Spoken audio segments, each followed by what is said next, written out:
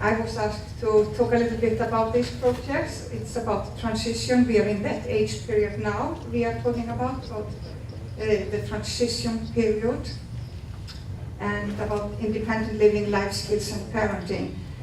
A lot of the other speakers have touched on this project, these things today, and I'm very glad that they have done it, because I hear that we think the same. We have the same experiences, and we think very much the same. I'm a pediatrician, and I work at this hospital, the Queen Silva Children's Hospital in Göterborg, and I work with children with 22q11 deletion, and also with rheumatic diseases and immunodeficiency, and of course pediatric, all other things as a pediatricians, as we have to do. And I have been working quite many years with 22q11 deletion. I'm not my first patient. This is my first patient I met, and it was 1993. So he's now 21 years old, and he has been transferred now to the adult care. And you see on these pictures that he's just, he's a boy with a lot of interest in his life. And you can see that he is doing things that you might be afraid of allowing your child to do, to driving a motorboat. And when he was at college, he dreamed to be a cook. He's not become that yet, and so we don't know what will happen. Many others of my patients, they are in this age. Some are still studying, some have a job, some have some financial support, some kind of job with financial support, and some are also looking for a job. So we talk about this variation, and of course in this age, young people are doing a lot of things. So we are talking about this period when or adults with 22q11 deletion move into adulthood, and many have used the word challenges. There are very many challenges during this age period. Of course, for everybody, for all youngsters, but even more for those who have 22q11 deletion, as we all know. What are the challenges? What we need for independent living? We need a lot of skills. Many have been talking about it, and I just put some pictures here about academic skills, social, and medical challenges. And I will just talk a little bit more of these things you see in these pictures here. If we talk about the academic challenges, this has been talked about today. We know that almost all youngsters with 22q11 deletion have learning difficulties. And we also know that during this age period, they have increasing demands in school. Many things become more difficult because the tasks are difficult, and they have more tasks. And Jacob described this very well on his diagram. And at this age also they have to choose some program at school. They have to choose some path in life. Before, everybody is doing the same at school, but here you have to choose something, some program. And this program, or the start here, can already be some training for some job. So here we have to think about not only the weaknesses. We have been talking about that they have a lot of problems, but what is more important maybe is to think about the strengths and the interests, and to discuss this with your child, and to set goals and be realistic. And I would say start early here, because I think that is better to try to find some path that suits your child or your daughter. It may be not be the right one, because maybe you have to try many paths. You don't know at this age really what you want to do, and what Carmen talked about very much is about the self-confidence and self-esteem, and I feel that it's very important that we talk about this and that we try to support the children to increase their self-confidence and self-esteem. And I don't think I have to talk more about it because you did that very well, Carmen. So after high school, when we finish high school in Sweden, it's around the age of 18. But these youngsters with 22q11 deletion, they have not all finished high school at that age. It often takes, they may need more years. Some go in the normal school, some go in school for children who need special support. But here we need to, but if they finish, they have to think what to do next. Shall I try to find some job? Most people, it's not like on the picture in the right, it's the Princess Victoria, the Princess of Sweden. She did not have to choose any job. It was already chosen for her before she was born. But that's not the case for most of us others. In the middle, I have a girl, she may be quite tired of all this struggle in school, and many, even children without learning disabilities, want to have some break and do something else. Or you can maybe at that time think, I would like to be a photographer, or work at a farm, or doing something else. When I was preparing for this talk, I found a booklet that is very good, and you can see it on the picture. I also have it here. It is from Max Appeal, and it's, as you see, it's called Climb a Mountain and Reach for the Stars by Michelle. Where's mine? This is I really recommend this, because you can find it on the internet, so you don't have to have this booklet. And this is a guide to setting life goals and finding a job, and it's very encouraging. And it's written for young adults with 22q11 deletion. And the information in this booklet will help those who have the deletion to organize their thoughts and give them the basic skills and help to lead a fulfilling life and find a job. So it's really very good. The social challenges, we have been talking about it. There are so many social challenges for everybody at this age, but even more for those who have some kind of difficulties. The first picture and my first word here is friends. That's maybe not a problem or not a challenge for many, but I feel quite sad when I meet my patients and some of them don't have any friends. So I think that's something we should think about and really should do during these years. Is there anything we can do to help them if they don't have any friends? What can we do? Maybe I, as a doctor, can do something also, because there are some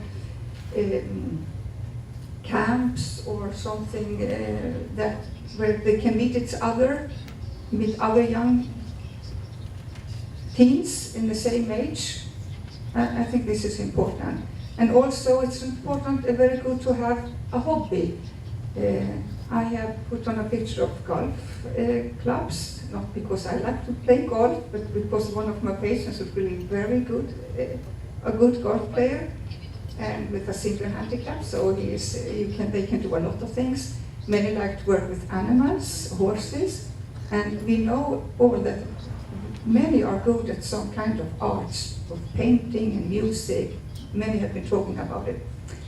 And as Anne-Swillen said, there are some sports that they don't fit so well. So maybe here we have to also help them to make it possible for them to do what they want to. For example, I can maybe help as a doctor. I have written many certificates to help them with financial support.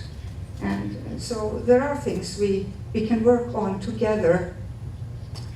And then to the question which many parents ask often very early, will my child be able to live on his own when he's an adult, and where to live and when to do that. Also, as somebody said here, it was Bassett, that many are living with their parents for quite many years, so they don't have to move from the parents' house when they are 20 or 21, as many people do in Sweden. I know it's different in other countries.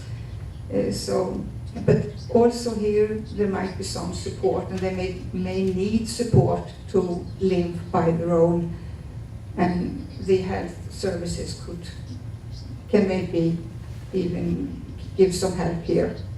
And we have been talking about householding, and if you live by yourself, you have to buy, as Julie Watton told what they did in a group.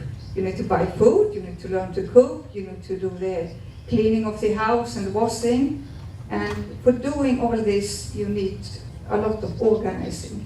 And we know that is also a problem, that is the planning and organizing. So what can we do to help here? I think what they have been talking about, to have some kind of meetings, groups, some kind of training, that we need to train even more than we have to train our other children. I have raised 3 boys, they are now young men, and sometimes especially the boys, don't need to do anything at home. The mothers do everything for them, wash their clothes and cook the food, and please, here you have your things. But if they are not allowed to participate with us in the householding, they will not get the skills. So please allow them to be with you in these work tasks at home. Economy, money. We know that some of them really have problem with understanding money. So, but not all. So they may need some help when they live on their own. Sometimes also the health service system has, in Sweden, you can have so-called good man. That's a person who can help you with the economy. If you have a disability, you can have the rights to get this kind of help. We have been talking about driving license, and that's absolutely not impossible to drive a car, and told us that many are driving a truck even. I would never dare to do that myself. And we've been talking about communication. We know that communication often it's not so easy for many. So maybe we can train them in some, or give them some assistance, because we cannot train and make everything normal. We know that they have their problems, but we can do something to make it more easy. And Sheila has been talking about the computer, because most of them really like computers, and they are very good.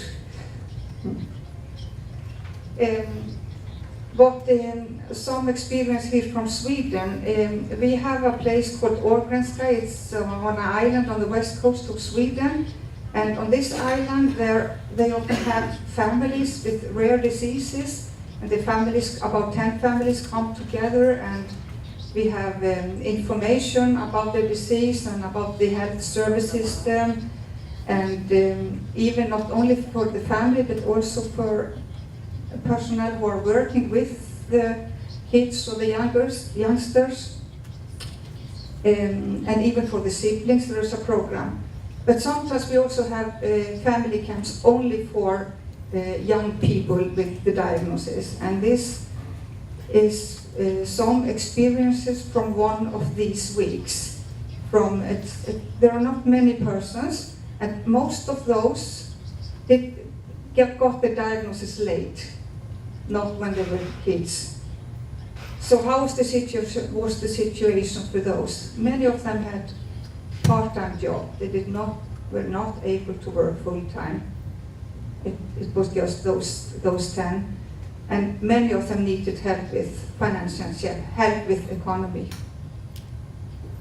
And they all felt they had limited resistance to stress. Others have also been talking about this. They had problem with memory and receiving information, and the fact that they had fine motor problems, and many had physical problems, fatigue, pain problem. These are adults. So many of the physical problems we are talking about are not, they have not disappeared when they are adults. Sometimes there are some new problems that come more. For example, some have really problem with pain and so things like this. It's because of things like this that they can often are not able to work full-time job. But in spite of these problems, many can handle the practical life quite well. And some words from one of those who were attended this week said, "Now I know myself better and I accept my disease." And that's important because knowledge about the disease and to be able to talk about it and talk about the support and what you can do to make life more easy it helps, it really helps. So if there are any camps or things like that in your country, I think really you should encourage your son or your daughter to participate. And even the family organizations do have family camps in many countries, and we also do that in Sweden. So now we come to the medical challenges for independent living. And this is a case history from the paper that we have been talking about, from the guidelines paper. Lastly, despite numerous medical, academic and social challenges, he participates in assisted athletics, is an avid wrestling fan and enjoys travel. However, his exceptionally supportive parents, siblings and extended family continue to worry about his long-term outcome and transition of care as he approaches adulthood.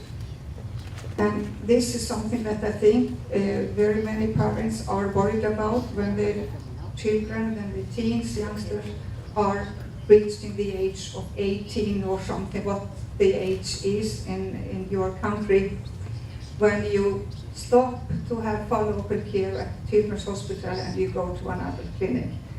And there are not so many countries that have this kind of clinic that Ambassador talks about. There are really experts who take care of all things, the problems the adults have. So why are they worried? This is a sketch that one of the mothers wrote. You can see, you cannot read it, but it's about all the contacts she has because of the child. The contacts because of different medical problems and because of school. And you see, so this means that you parents, you have a lot to do. You have really much work, extra work with your children. So I will talk a little bit about this transition. Transition of when you stop the following at the Children's Hospital and go to the adult doctor. And there's some things that is written from the primary immunodeficiency organizations. Some advice or some things to think about during this process, because this is not something that is happening just during one day or one moment. It has to take time. And even if those children don't have a disability, I think it's something that we can think about also for these children. Support your children to progressively take over the responsibility for their own treatment.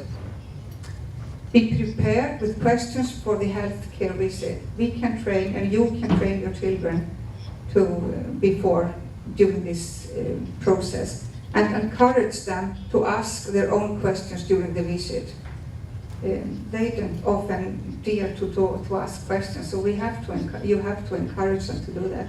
And the last, which maybe is even more difficult for you because there is such a bonding when you have a child with a disability, take a step back and let the youngsters have their own communication with the medical staff. This time will come, so you cannot always be beside your child, or So this is something that has to happen. So what can you do? One of the mothers, she wanted to train her daughter and to help her to go by herself to her doctor. And she was coming to me, and when she came, she had this a paper, an A4 paper, and you can see what this is. I received the following information. I have been prescribed if there was some kind of medicine. Is the medicine to purchase at the pharmacy? Or when is the next visit? And who was it who informed? So we know that they often have problem with the memory. What was it that happened? What did he say? Well, he didn't say anything. That was not so much. So this helps. So when she came home, they discussed this together. And here is also some things that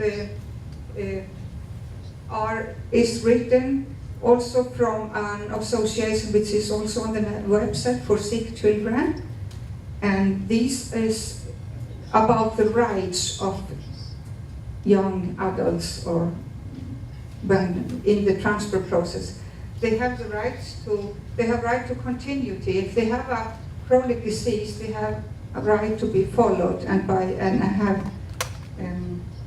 if they have a functional disability, they need ongoing care. They have the right to continuity in health service, and they have rights to participate in this preparation and to have the right information and to cooperate in this process, and also that we respect them and their integrity, and they also have rights to be followed by qualified personnel.